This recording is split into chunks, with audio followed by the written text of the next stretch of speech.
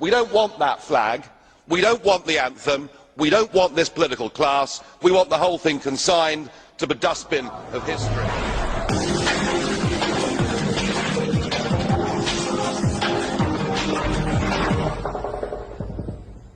And now for the EFD group, Mr. Farage. Well, congratulations, everybody. David Cameron had you worried for a bit. You thought he was even a Eurosceptic, but it's okay. You had a quiet word with him, and the real David Cameron was back. Whatever happened to the veto?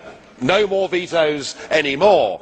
Indeed, Mr. Cameron is now actively supporting this quite despicable pact, this plan to destroy and humiliate nation-states that do not live up to a Germanic view of how economies ought to be run.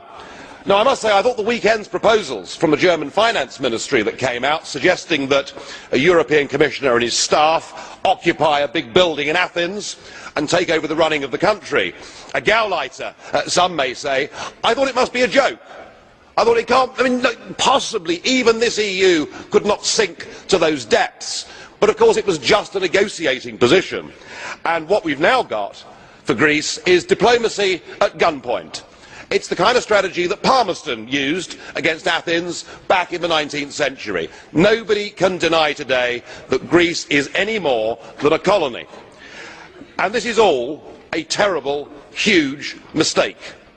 Greece is not a failing subsidiary company where head office needs to come in and take control. Greece is a nation with a soul, a nation with pride, with history. Goodness me, they invented democracy in the first place. They are suffering. They have youth unemployment of 50%, caused, Mr. Van Rompuy, because they're in the euro. You are causing the misery in these countries, and you blather on about creating jobs and growth. None of this is actually going to happen. And remember, these people are being driven into humiliation and desperation, and desperate people do desperate things, and I am deeply fearful for what will happen in Greece if we continue with this mad course, and of course, as Mr. Barroso knows, it's going to be Portugal next. Thank you. For Mr. Farage, he talked about a Gauleiter. As a German, I very much object to democratic Germany being put on the same footing as the Nazi Germany. And so I would like an apology from this gentleman. Nobody in Berlin is sending Gauleiter anywhere in Europe. That is a speech full of hatred. This is incitement of hatred between European peoples. He should withdraw his words, or you should ensure that this sort of thing does not recur. Some might say, and indeed the biggest selling Sunday newspaper in Britain used that word. And if you want to talk about hatred, just look at what this European project is doing. We have German newspapers slagging off the Italians for being cowards, slagging off the Greeks for being lazy and useless, and we have Italian and Greek newspapers depicting leading figures in Germany wearing Nazi uniforms. Surely the whole point is that this project that was designed to bring us all together in peace and harmony is actually ripping us apart and bringing back nationalisms. And if there was one country I really had a go at in my speech, it was actually the United Kingdom, because I admitted the way we behaved towards Greece wasn't acceptable in the 19th century. Mr. Co-President Nigel Farage, Freedom and Democracy. Well, good morning, Mr. Van Rompuy. You've been in office for 1 year. And in that time, the whole edifice is beginning to crumble. There's chaos. The money's running out. I should thank you. You should perhaps be the pin-up boy of the Eurosceptic movement. But just look around this chamber this morning. Just look at these faces. Look at the fear. Look at the anger. Poor old Barroso here looks like he's seen a ghost. You know, they're beginning to understand that the game is up. And yet, in their desperation to preserve their dream, they want to remove any remaining traces of democracy from the system. And it's pretty clear that none of you have learned anything. You know, when you yourself, Mr. Van Rompuy, say that the euro has brought us stability, I suppose I could applaud you for having a sense of humour, but isn't this really just the bunker mentality? You know, your fanaticism is out in the open. You talked about the fact that it was a lie to believe that the nation state could exist in a 21st century globalised world. Well, that may be true in the case of Belgium, who haven't had a government for 6 months, but for the rest of us, right across every member state in this union, and perhaps this is why we see the fear in the faces, increasingly people are saying, we don't want that flag, we don't want the anthem, we don't want this political class, we want the whole thing consigned to the dustbin of history. And we had the Greek tragedy earlier on this year, and now we have the situation in Ireland. Now I know that the stupidity and greed of Irish politicians has a lot to do with this.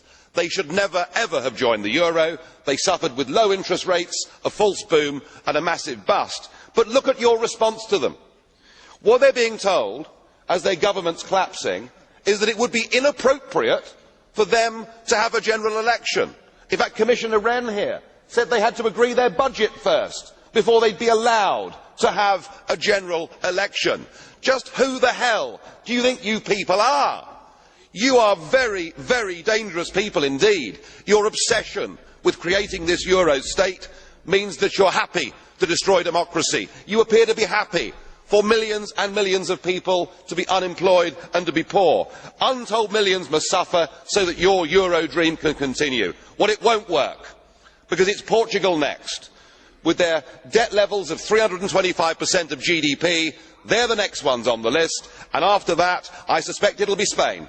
And the bailout for Spain would be 7 times the size of Ireland, and at that moment, all of the bailout money has gone. There won't be any more. But it's even more serious than economics, because if you rob people of their identity, if you rob them of their democracy, then all they are left with is nationalism and violence. I can only hope and pray that the euro project is destroyed by the markets before that really happens.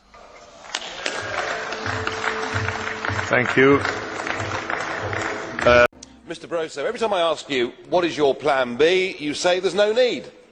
And every time I predict that another country is on the verge of a bailout, you say no, no, there's no problem. And here we are on the verge of the second Greek bailout, and you say there is no alternative. We must continue down this route. We must ignore the fact that the Spanish bond markets are telling us that they are going to be next. What a fine mess you've got us into. You have a 100% record for being wrong with every single prediction about the euro, and when you say today that this package will put Greece on the road to growth, oh no it won't, it'll put them on the road to the third bailout, which we'll be discussing in a few short months' time. I have to say, I find it a truly sickening sight to see the country that actually invented democracy being bullied by you and the increasingly appalling International Monetary Fund, and being told they have to accept this austerity package. They have to accept cutting their economy to a level that will put them into a total economic depression. They're told there is no alternative to this.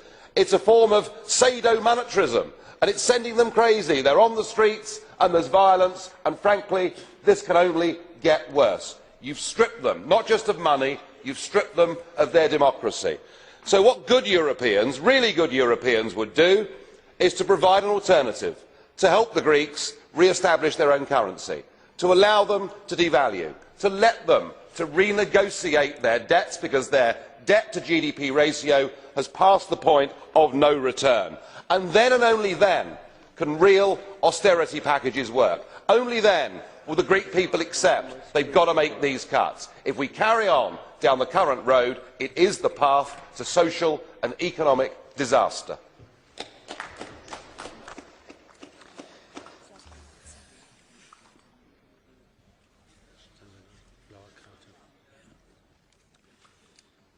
Herr Tzavela hat sich mit einer blauen... There's a blue card, Ms. Savela.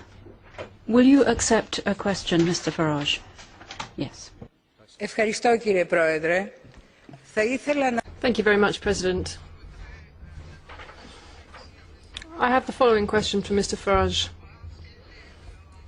I would like to know what the external debt is of the United Kingdom, and whether he thinks that the UK should be using isolation as a policy. 20 years ago, we were part of the exchange rate mechanism. We were trapped trying to peg ourselves against the Deutschmark with interest rates that were double what they should be. It cost 1 million British people unnecessarily their jobs. Mercifully, we crashed out of the exchange rate mechanism, interest rates came down, and we had a happy time during the 1990s. You cannot fuse together different economies with different rates of growth, with different patterns of trade across the world. We learnt our lesson. We didn't join the euro, thank God. You, I'm afraid, are currently trapped inside an economic prison. Well, I must congratulate you, Mr Samaras, for getting the Greek presidency off to such a cracking start. Your overnight successful negotiation in the trialogue on MiFID, I'm sure, will have them dancing in the streets of Athens. No matter that your country, very poorly advised by Goldman Sachs, joined a currency that it was never suited to. No matter that 30% are unemployed, that 60% of youth are unemployed, that a neo-Nazi party is on the march, that there was a terrorist attack on the German embassy. No, don't worry about all that, because the trialogue on MiFID has been a success.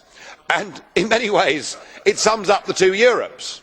The Europe that's talked about in here by the dreamers who want to impose a new United States of Europe with an identity and a currency, and the real world out there. And you come here, Mr Samaras, and you tell us that you represent the sovereign will of the Greek people. Well, I'm sorry, but you're not in charge of Greece, and I suggest you rename and rebrand your party. It's called New Democracy. I suggest you call it No Democracy, because Greece is now under foreign control. You can't make any decisions. You've been bailed out and you've surrendered democracy, the thing your country invented in the first place. And you can't admit that joining the euro was a mistake, because of course Mr Papandreou did that, didn't he? He even said there should be a referendum in Greece, and within 48 hours the unholy trinity that now run this European Union had him removed and replaced by an ex-Goldman Sachs employee puppet. We are run now by big business, big banks, and in the shape of Mr Barroso, big bureaucrats. And actually, that's what these European elections are really going to be all about. It's going to be a battle of national democracy versus EU state bureaucracy. Whatever you may say in this chamber, the people out there don't want a United States of Europe. They want a Europe of sovereign states trading and working together. And I believe the European elections are going to mark a watershed. Up until now, everybody has thought, much as they may not like the development of the European Union, that it was inevitable. That myth of inevitability will be shattered for the European elections this year. Thank you.